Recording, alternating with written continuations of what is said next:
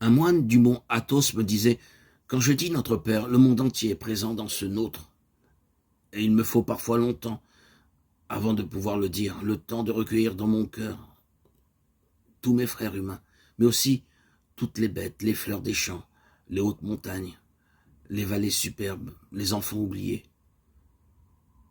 Ce moine m'expliqua également que notre Dieu, notre Père, n'est pas seulement mon Dieu, mon Père, et il m'affirmait sans hésiter que c'est aussi le Dieu et le Père de tous les autres, les juifs, les musulmans, les bouddhistes.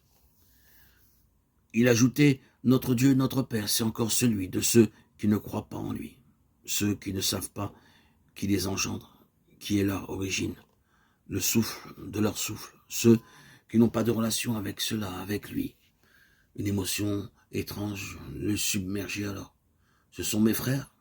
Je ne peux pas les oublier. Ils se croient peut-être orphelins de père. Dis-leur que tant qu'un homme sur terre priera le Notre Père, ils ne seront jamais orphelins de frères. Ainsi, le premier mouvement de la prière ne monte pas d'abord vers le ciel, le Très-Haut, mais il s'enracine. Il s'identifie à la terre, à l'univers, à tout ce qui vit, respire et qui, par la bouche du priant, dit « notre ». Cette attitude rejoint ce que nous disent d'une autre façon les physiciens.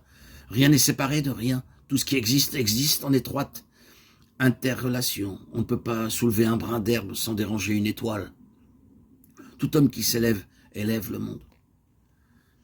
La prière commence par cette ouverture du moi au nôtre. On ne prie jamais seul. Tous les êtres sont présents en moi au moment où je commence ma prière. Je prie au nom de tous, que je sois dans une cellule de prison, au désert, dans une grotte, un ermitage. Tout homme qui dit « notre » se réconcilie non seulement avec l'origine, mais avec tout ce qui en est issu. Si on ne prie jamais seul, on ne prie jamais non plus pour soi. Même si je demande une grâce très particulière, cette grâce est accordée à tout l'univers à travers moi. On ne prie jamais seulement pour son bien-être, mais pour le bien-être de tous.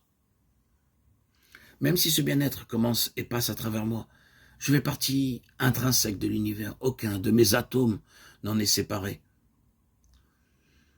La prière est donc une façon non égoïste ou égocentrique de s'aimer soi-même. Mon corps, mon mental, mon affectivité, c'est le morceau d'univers qui m'est confié. Et si je peux y mettre un peu d'ordre, de paix et de beauté, c'est tout notre environnement visible et invisible qui en profitera. Notre est une parole de recueillement qui rassemble les mondes, qui replace notre jeu au centre du nous, qui nous rappelle qu'en présence de l'origine, nous sommes tous de couleur glaise, de couleur peau. Il n'est pas nécessaire d'être dans la tombe pour savoir que nous sommes tous de la même couleur et que nous avons la même odeur. Odeur d'homme, de créatures fragiles, capable pourtant de faire le temps de quelques actes conscients, un avec le tout, de se tourner vers la source de ce tout et de l'appeler comme si nous étions de la même famille, d'un nom incroyable. Père.